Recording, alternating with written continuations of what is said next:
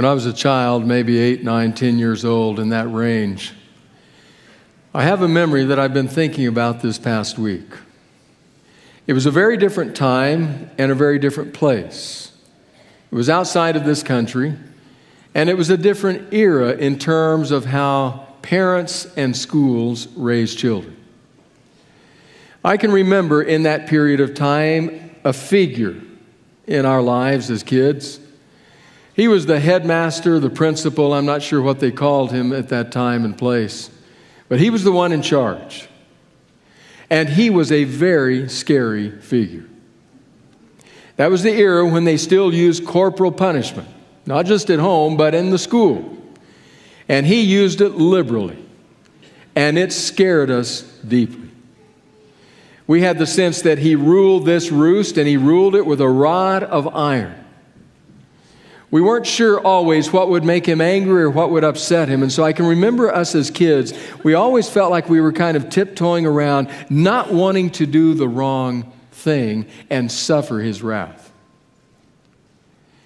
Now, as I thought about it this week, I realized that how I'm going to characterize it now, I would not have been able to characterize it that way at that time. I was too young and didn't understand some of these realities.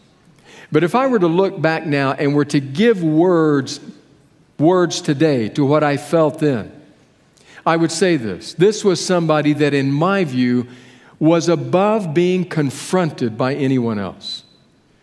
He was just a larger-than-life figure. I couldn't imagine anyone calling him to task. I couldn't even imagine, as I thought about it this week, him standing before the judgment bar of God.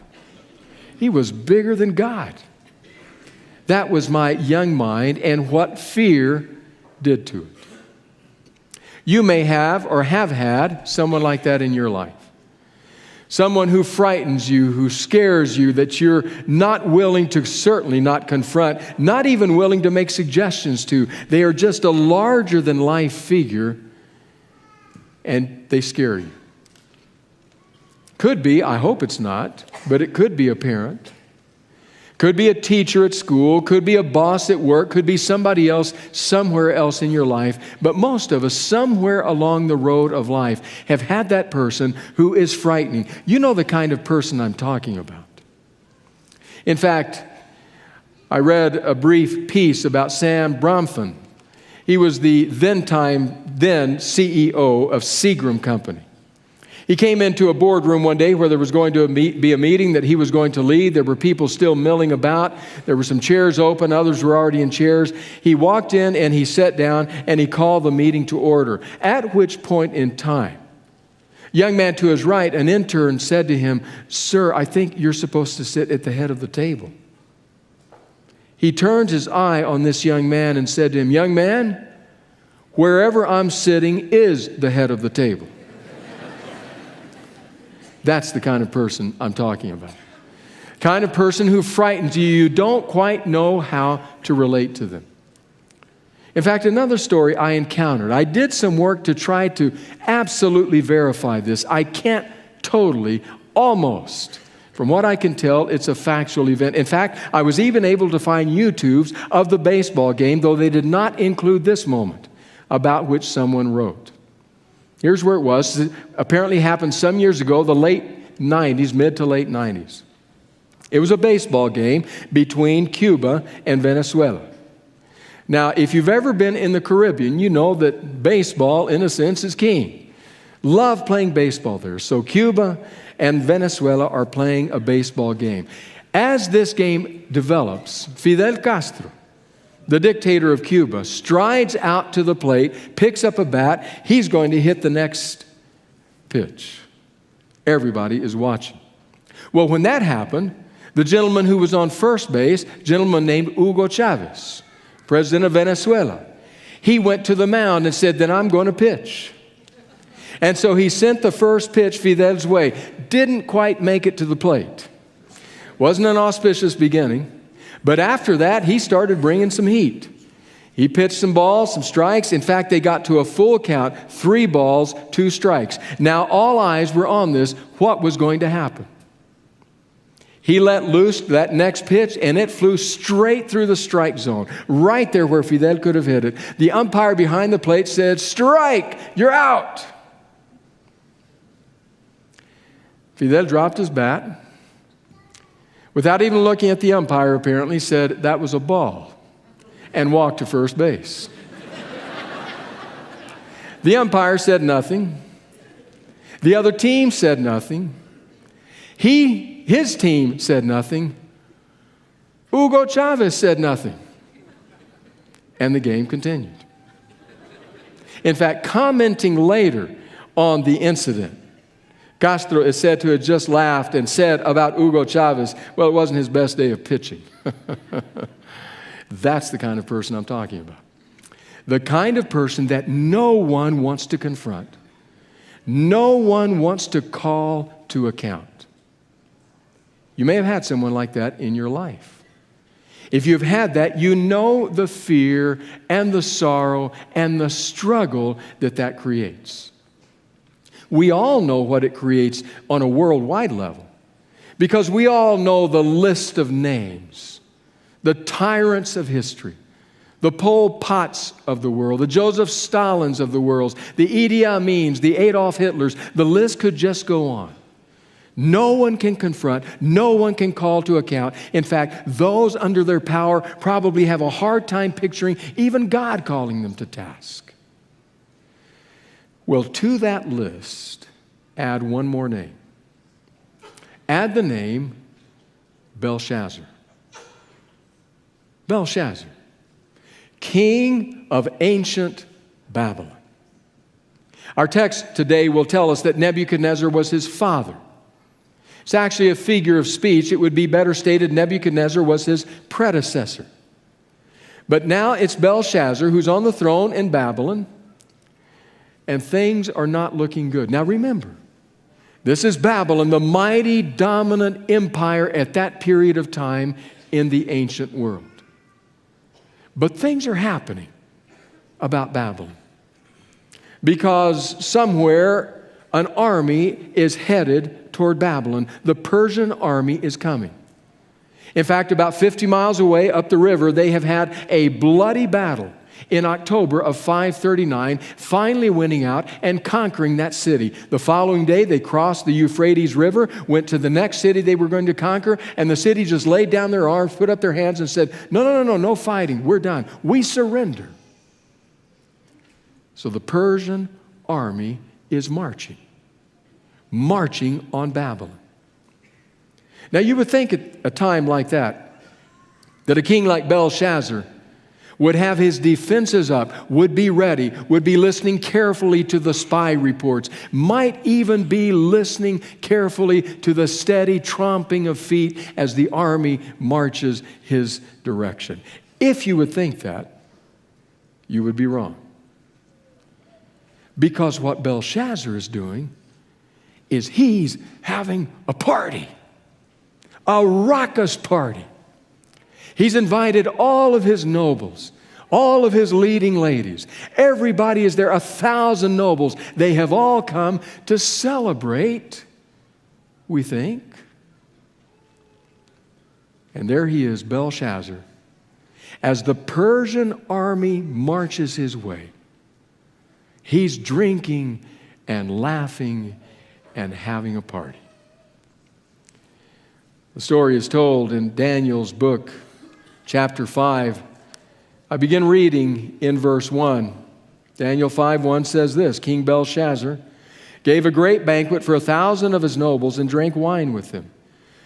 While Belshazzar was drinking his wine, he gave orders to bring in the gold and silver goblets that Nebuchadnezzar, his father, or his predecessor, had taken from the temple in Jerusalem, so that the king and his nobles, his wives and his concubines, might drink from them.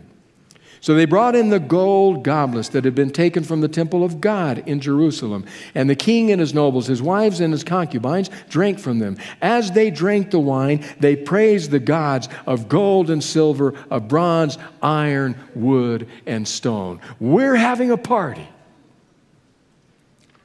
Now there's a bit of division of thought as to what exactly was happening here. On the one hand are those who say this was a celebration of certainty. This is Babylon. We are strong. We will not fall. Our city is impregnable. Our gods are powerful. Just you try to come and take us. So we have a party to celebrate the certainty that we're in control. Or on the other hand, the other way of thinking is that this is a party of the variety of eat, drink, and be merry, for tomorrow we die. We don't know what tomorrow is going to hold, and so we may as well have a good time tonight. And that's what they were doing. There is some cause to believe that the former may be the case, especially because of what Nebuchadnezzar does in commanding that the golden goblets, the utensils of worship from the Jewish temple in Jerusalem, be brought to him. His predecessor Nebuchadnezzar had captured, decimated the city, and brought back these utensils of worship, these golden goblets, and had placed them in the house, in the worship place of his God. Now, kings in the ancient world would have understood the reality of these kinds of utensils for worship. They would have understood that they generally were somewhat respectful of those kinds of things because they were viewed as sacred objects, although at times they were melted down and used to construct other things. However, Nebuchadnezzar had not done that. Had not melted them down. Instead, he had placed them in the house of his God, probably indicating that Nebuchadnezzar was making a statement saying, my gods are more powerful than your gods. I'll take what belongs to your God and I'll put it in the house of my God. We can even use it there as the utensils of worship. But then along comes Belshazzar and says, I'll do you one better, Nebuchadnezzar. I'll bring them here into the party, into the house of feasting and drinking, and I will use them to toast the gods of iron and wood and stone, all of the gods of Babylon. And that's precisely what he does. It's as though he's poking a finger in the eye of Yahweh. Let's see whose God is more powerful. And they have a great party. Everybody celebrates. Until suddenly, in one stunning moment, everyone falls silent. Back to Daniel 5, verse 5. Suddenly the fingers of a human hand appeared and wrote on the plaster of the wall near the lampstand in the royal palace. The king watched the hand as it wrote. His face turned pale, and he was so frightened that his legs became weak and his knees were knocking. Some scholars say there's a euphemism there, that the language would actually support translating this differently. Translate it saying, as he was so frightened that his bowels were loosened and he soiled himself. Belshazzar is scared out of his mind. Picture what has just happened. From one moment in time, being the king of the world, holding aloft the golden goblets from that God over in Jerusalem, singing the praises of my God in the midst of all the other people of power, to the next moment, a shaking, soiled, stinking coward. A disembodied, bloodless hand writing words. Now, you know what Belshazzar does. Call the diviners, call the enchanters, call the magicians. You'd think by this time in Daniel they would have learned. This is the third time. And every time they come, their answer is the same. I don't know. We can't say. But he calls them in anyway, only to get the same answer that Nebuchadnezzar twice before him received. We don't know. We can't read what's on the wall. And then it is, says the text, that the queen mother comes in uninvited, unannounced. Comes in and says, King Belshazzar, I know who you need. There's a man in your kingdom in whom is the spirit of the holy gods. He worked with your father, your predecessor, Nebuchadnezzar. He interpreted things for him. You need to call him. Call Daniel. Now picture what that would have been like for Belshazzar. First of all, this is a conquered kingdom. Your own kingdom has destroyed them, has brought home all their accoutrements of worship. You have just been sticking your finger in their God's eye. And this is an exile. What does he know? I certainly don't want to call him in here to define and interpret for me something that comes possibly from a God that I have been mocking. But the queen is clear. Call Daniel. Call Daniel. He is the one you need. And so Daniel is summoned. Verse 13.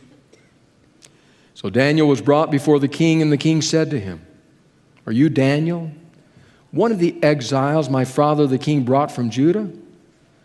I've heard that the spirit of the gods is in you, and that you have insight, intelligence, and outstanding wisdom. The wise men and enchanters were brought before me to read this writing and tell me what it means, but they could not explain it. Now I have heard that you are able to give interpretations and to solve difficult problems. If you can read this writing and tell me what it means, you will be clothed in purple and have a gold chain placed around your neck, and you will be made the third highest ruler in the kingdom." Then Daniel answered the king, "You may keep your gifts for yourself. Give your rewards to someone else. Nevertheless, I will read the writing for the king and tell him what it means." If you listen carefully, you pick up a clear disrespect on the part of Belshazzar toward Daniel. I've heard, he says it a couple of times, I've heard you can do these things, if you can. Are you one of the exiles my father brought from Judah when we conquered your kingdom? Is that who you are? Putting him in his place. But at the same time, you can sense a very clear dismissiveness on the part of Daniel toward Belshazzar. He just responds and says, "Keep your gifts for yourself. Give your rewards to someone else. I don't need what you offer. I don't need it. Nevertheless, I will tell you what it means." You'll remember back that Daniel and Nebuchadnezzar seemed to have a somewhat cordial relationship at times. In fact, there were even moments when Daniel made expressions of empathy, of pathos toward Nebuchadnezzar. When he saw what the meaning of the dream was, he said, "Oh, Nebuchadnezzar, I wish this were for one of your enemies. I wish this were intended for one of your foes." There seems to have been a respect there. That's all gone with this young upstart of a ruler. This ruler who is obviously, by his day and time, never accustomed to being confronted, challenged, being told the truth. This ruler whose attitude was of the variety, "When I want your opinion, I'll give it to you." This ruler who had control. And Daniel says, "Keep your gifts. Give your rewards to someone else. I don't need them. I don't need you. But I will tell you the meaning of the writing." Now then, in the text, then Daniel gives him a history lesson. I'm sure Belshazzar appreciated that. Gave him a history lesson. Said, "Let me tell you about your predecessor, Nebuchadnezzar." Because Nebuchadnezzar came to a point in time where he became high and mighty and lofty and full of himself. He thought he was in control of the world, so much so that the Most High God struck him down. He lost his mind, lived off the land like an animal until the moment came when he raised his eyes to heaven and recognized the Almighty. Then his mind was restored to him. But Belshazzar,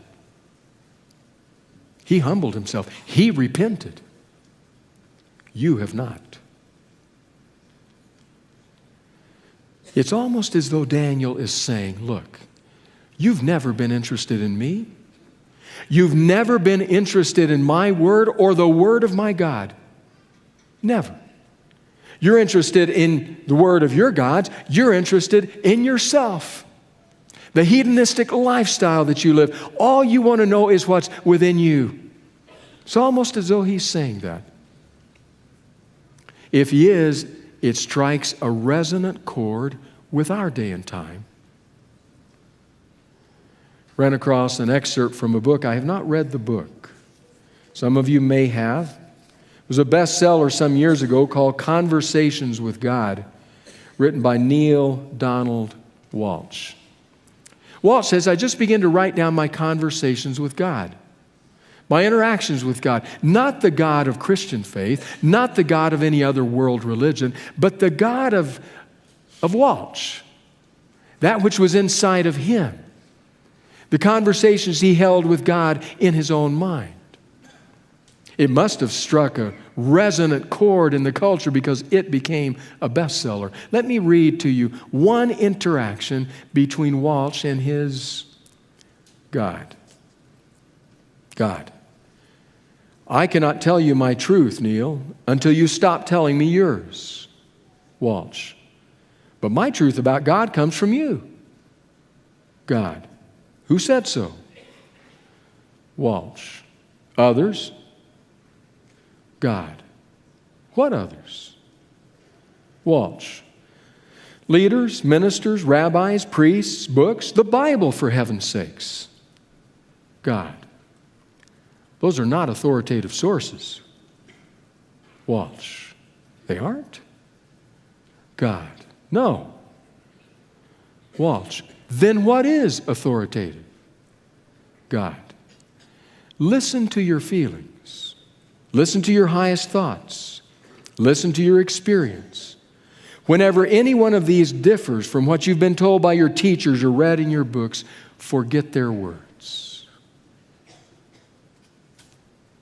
God. Resonant chord. Belshazzar has never been interested in the God of Daniel, never been interested in Daniel's thinking or words, until a bloodless, disembodied hand traces words on the wall. And then he calls for Daniel. Daniel, can you tell me what it says? Can you tell me what it means? Verse 22. But you, Belshazzar, his son, have not humbled yourself, though you knew all this, all that history of Nebuchadnezzar's. Instead, you have set yourself up against the Lord of heaven. You had the goblets from his temple brought to you, and you and your nobles, your wives and your concubines drank wine from them. You praised the gods of silver and gold, of bronze, iron, wood, and stone, which cannot see or hear or understand. But you did not honor the God who holds in his hand your life and all your ways. Therefore, he sent the hand that wrote the inscription. This is the inscription that was written. Mene, mene, tekel, parsin. This is what those words mean. Mene, God has numbered the days of your reign and has brought it to an end. Tekel, you have been weighed on the scales and found wanting. Peres, the singular form of parsin. Your kingdom is divided and given to the Medes and Persians. Then at Belshazzar's command, Daniel was clothed in purple, a gold chain was placed around his neck, and he was proclaimed the third highest ruler in the kingdom. It's a bit hard for us if we don't take a moment to consider. It's a bit hard to understand why was it so hard to read. Well, understand that the words consisted of consonants, just consonants, and they were all written together. And so when you saw the consonants, if you were going to read them and then interpret them, you first of all had to decide where the breaks came, what formed different words, which consonants belonged together.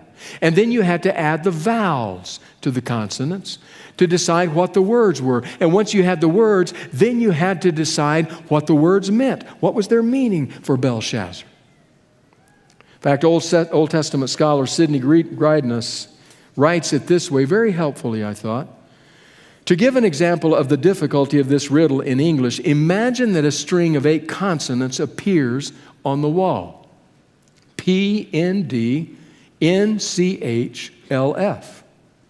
In order to read this riddle, we would have to first decide where to place the spaces to identify the words. There are many possibilities. After weighing the various options, suppose we put a space after the third letter. This results in the letters P, N, D. Now we have to supply the proper vowels. Again, there are a host of options. P and D can be read as pinned, pined, pained, pond, pound, panda, and other English words. And that's only the first word. We have 2 or 3 more to go. And then we have to interpret what those words mean. An extremely difficult riddle. Small wonder the Babylonian wise men are stumped. They cannot even read the writing, let alone give its interpretation. So call Daniel. And Daniel comes and stands before the proud potentate who is now filled with fear. I want you to picture the scene. Here you have the man who to this moment in time is the powerful man, surrounded by his lords and ladies. And in front of him, you have a prophet who is now in his 80s, standing before the king. He may be bent in body, but he is not bowed in spirit. He may have difficulty walking, but he has no difficulty speaking, even if it's speaking truth to power. His back may bow, but his spirit does not cow. He stands in the presence of power and opens his mouth to speak with courage. Dare to be a Daniel. Dare to stand alone. And he looks at the king and he says, King, there are 3 words: numbered, weighed, divided. Your days are numbered, O king. You have been weighed in the balances of heaven and found wanting. Your kingdom has been divided and given to others. Imagine the old prophet, possibly leaning on a cane, speaking truth in the presence of what might be grim, life-ending threat. There he stands, and he speaks God's judgment. Now, I'll be honest with you and tell you, that part of God is not easy for me. It's hard for me to consider the judgment of God, the wrath of God, as Scripture sometimes states it. I would much rather linger over the words of Jesus. Let the children come to me. Don't hinder them. These are the ones who make up my kingdom. Trying to picture him judging. I would rather linger over the words of Jesus spoken in the crisp night air. For God so loved the world that he gave his only Son, that whoever believes might live. To picture him rendering a verdict. I'm more drawn to the God of John's pen. Whoever says they know God must love. Why? Because God is love. And now picture that God judging. I've struggled with that at times. And yet here I see Daniel standing before the king, confronting the person no one else would dare to confront, with the word of God, with the judgment of God. Well, I found some help with my struggles. One of those places, not the only one, but one, is from a theologian named Miroslav Volf. He too struggled with that concept of the wrath of God, the judgment of God. Seemed an antiquated notion, a notion for way back there in that day and time, not for our more enlightened age. And then war came to Wolf's homeland. I want to read to you what he says, reflecting on those two themes. My last resistance, he writes, to the idea of God's wrath was a casualty of the war in the former Yugoslavia, the region from which I come. According to some estimates, 200,000 people were killed and over 3 million were displaced. My villages and cities were destroyed, my people shelled day in and day out, some of them brutalized beyond imagination, and I could not imagine God not being angry. Or think of Rwanda in the last decade of the past century, where 800,000 people were hacked to death in 100 days. Hacked to death, 800,000. How did God react to the carnage? By doting on the perpetrators in grandfatherly fashion? By refusing to condemn the bloodbath, but instead affirming the perpetrator's basic goodness? Wasn't God fiercely angry with them? Though I used to complain about the indecency of the idea of God's wrath, I came to think that I would have to rebel against a God who wasn't wrathful at the sight of the world's evil. God isn't wrathful in spite of being love. God is wrathful because God is love. Parent, if someone brutalized your child, tortured them, killed them, and you felt no wrath, would we call that love? And so Daniel says, Belshazzar, you have been called to stand at the judgment bar of God. And at that judgment bar, you have been weighed, found wanting. Your days are numbered. Your kingdom has been divided and given to another. The end comes swiftly. In fact, scholars and historians believe we actually know the date, the evening of October 11, 539 BC, the morning of October 12, 539 BC. This is what happened. The last words of the fifth chapter of Daniel. That very night Belshazzar, king of the Babylonians, was slain. And Darius the Mede took over the kingdom at the age of 62.